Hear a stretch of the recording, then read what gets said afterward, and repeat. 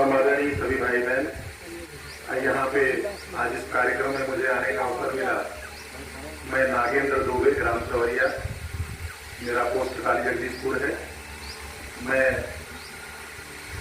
सन 2000 से 2005 तक ग्राम पंचायत के प्रधान पद का भी सेवा कार्य किया और अब श्रीमद् भगवत महापुराण का कथा श्रवण कराता हूँ और खुद भी इच्छा शक्ति रहती है कि भगवान की कथा इसी बहाने सुनने का अवसर मिले। तो आप सबका प्यार दुलार मिला तो बोलने की इच्छा हुई, भगवान ने कृपा की है, कथाकार के रूप में सेवा देने का अवसर मिला और आगे बढ़ते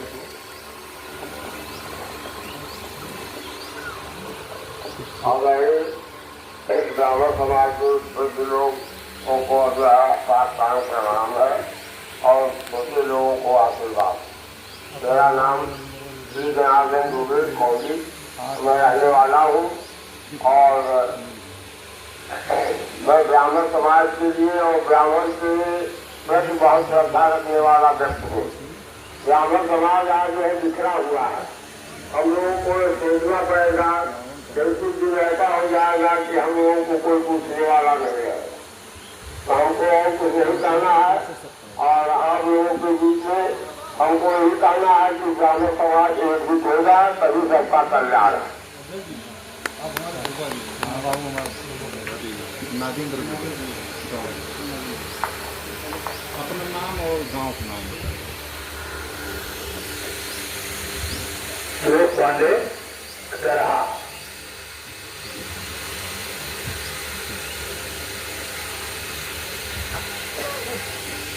सभी ब्राह्मण समाज को प्रणाम।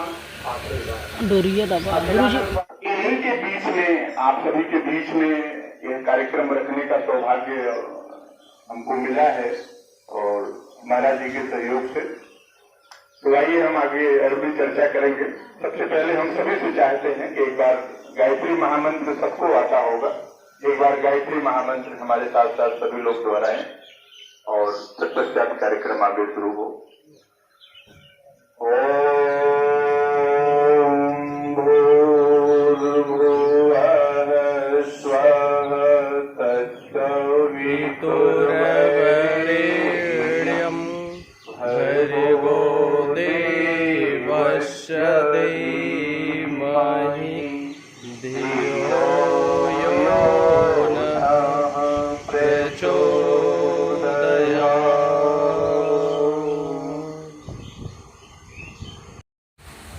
व्यास जी 17वें अवतार हैं। अपनी वाणी को कृत्य करते हुए कहते हैं कि पहला अवतार सनत सनंदन सनातन के रूप में हुआ। बोले धरती का कुछ नहीं चाहिए, हे पिता ब्रह्मदेव, मुझे केवल ब्रह्मचर्य और भगवान के भजन का ही आश्रय लेने का आशीर्वाद दीजिए, कुछ नहीं देना।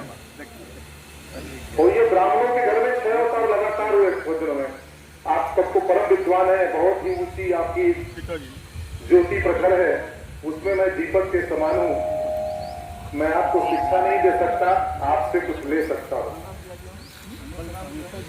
पहले अवतार में उन्होंने ब्रह्मचर्य ही मांगा और सनत सनंदन सनातन सनत कुमार इस धराधाम पर आजीवन ब्रह्मचर्य का आश्रय ली। और दूसरा अवतार वाला अवतार है, इसको संतोष अवतार कहते हैं। ब्रह्मचर्य से संतोष आता है सज्जनों, और जब संतोष आ जाए तो भक्ति अवतरित होती है, तो नारद जी का तीसरा अवतार हो जाता है। अब जब भक्ति अवतरित होती है तो चौथे अवतार के रूप में भगवान तप करने के लिए, जप करने के लिए, भक्ति के आश्रय में रहने वाले व्यक्ति को जप तप के माध्यम से भक्ति का आश्रय मिलता है। तो नारद जी तीसरे अवतार भक्ति के रूप में आए, भक्ति की पराकाष्ठा को आगे बढ़ाया, तब भी कुछ नहीं लिया संसार से। चाहते तो बहुत कुछ साम्राज्य ले सकते थे और उन्होंने विनय किया था ब्रह्मा जी, लेकिन लिया नहीं। ये तीनों अवतार में कुछ नहीं लिया और चौथे अवतार में भी आप ही लोगों ने उस समय भी लीला किया था। वो क्षेत्र लीला का आप ही सबका था। एको हम बहुश्यामी भगवान ये कहा करते हैं कि मैं ही हूं सभी रूपों में, लीला क्षेत्र में हूं। तो नर नारायण के रूप में भगवान आज भी बद्री विशाल में विराजमान है और वो ब्राह्मण के घर का अवतार है, चौथा अवतार। वहां पे जप और तप का कार्यक्रम हो रहा है। सर्दी गर्मी जाड़ा बरसात सह करके आज भी इस भूखंड का, इस धराधाम का कल्याण हो, भगवान आज भी तपस्या में लीन है। और शंकराचार्य जी से मिले भी और उन्होंने कहा इस जलाशय के अंदर जो भी आपको आश्रय है तो कोई भी सांकेतिक प्रतिमा मिल जाए उसको ले आइए और बद्री विशाल में स्थापित करिए। शंकराचार्य जी ने स्थापना केदार जी की भी की, बद्री विशाल की भी की। ब्राह्मण होते हुए उन्होंने भी कुछ जीवन में कोई आश्रय नहीं लिया, किसी प्रकार का देते रहे। 5वें अवतार में भगवान सांग आते हैं सांख्य शास्त्र का पाठ पढ़ाने के लिए कपिल मुनि बनकर। और जैसे ही देवहूति माता ने कहा बेटा मेरा प्रयोजन सिद्ध हुआ, आपने आशीर्वाद दिया था, आप आए हमारे यहाँ बेटा बनकर, हमको सांख्य शास्त्र पढ़ाइए, ज्ञान योग क्या है। तो भक्ति के 2 बेटे होते हैं, एक ज्ञान और वैराग्य। तो ज्ञान और वैराग्य 5वें अवतार में प्रस्फुटित होते हैं। पीछे जो कारण है वो मुख्य कारण है हमारे ऋषियों का तप, क्योंकि पुरोहित किसी और की बात नहीं करता है, पुरोहित ऋषि की बात करता है।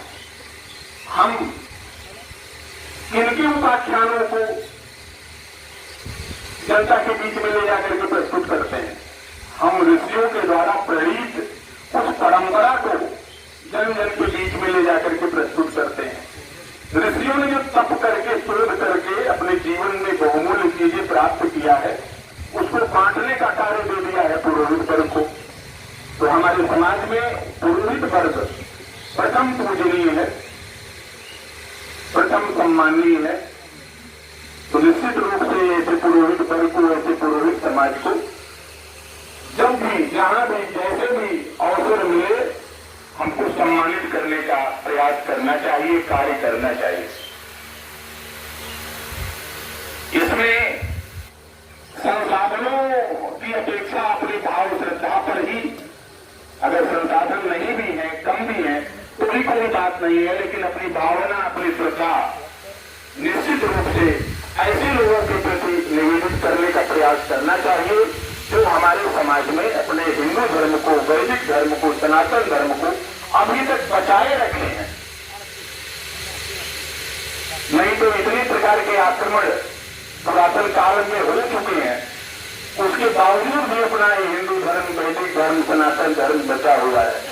आज भी पहले कहा जाता था कि ऋषियों मुनियों को यज्ञ नहीं करने देते थे राक्षस। तमाम ऐसी कथाएं हम लोग आप लोग के माध्यम से सुनते हैं। विश्वामित्र जी तपस्या करते थे तो तमाम राक्षस आके उनके यज्ञ में विघ्न कर देते थे, तो रामचंद्र जी गए उनकी तपस्या को बचाने के लिए। ऐसे तमाम उदाहरण आप लोगों के माध्यम से हमको सुनने को मिला है। तो क्या वो उत्पात अब बंद हो रहे हैं? क्या वो उत्पात अभी बंद नहीं हुए हैं? राक्षसों की जो प्रवृत्ति है वो प्रवृत्ति पहले की अपेक्षा कम नहीं हुई है, बढ़ ही गई है। ऐसा नहीं है कि आप बहुत सकुशल हैं, आपका धर्म बहुत सकुशल है, आपकी परंपरा बहुत सकुशल है। झंझावात आज भी है और उससे कई गुना है और ज्यादा प्रभावशाली है। सभी लोग यहाँ विद्वान है, फेसबुक, यूट्यूब, मोबाइल के माध्यम से देखते ही देखते हैं, किसी न किसी रूप में वीडियो आपके पास आता ही होगा, देखते ही होंगे। अनेक संप्रदायों के, अनेक वर्गों के ऐसे ऐसे बुद्धिमान, पढ़े लिखे महापुरुष इस समाज में हैं जिनका वीडियो आपको मिल जाएगा, जो वैदिक धर्म पे, सनातन धर्म पे और खास करके ब्राह्मण पे, खास करके पुरोहित पर इस प्रकार के अनर्गल प्रलाप आपको वीडियो के माध्यम से मिल जाएगा। आप देखेंगे। और बुद्धिमानों की बात हम कर रहे हैं, स्कॉलर्स की बात कर रहे हैं, जो पीएचडी होल्डर है उनकी बात कर रहे हैं, सामान्य गंवारू आदमी की बात नहीं है। उनकी पूरी एक व्यवस्था, एक चैनल लगा हुआ है इस पुरोहित व्यवस्था को छिन्न भिन्न करने के लिए। और जिस दिन पुरोहित व्यवस्था हमारे समाज से छिन्न भिन्न हुई उस दिन हिंदू धर्म की नींव खोखली हो जाएगी। और खोखली नींव पर कोई भी भवन ज्यादा दिन तक टिक नहीं सकता। अंतर्राष्ट्रीय ब्राह्मण महासभा ने संकल्प किया है, जगह जगह जहां पर भी व्यवस्था हो सकेगी वहां हमारे पुरोहित समाज को सम्मान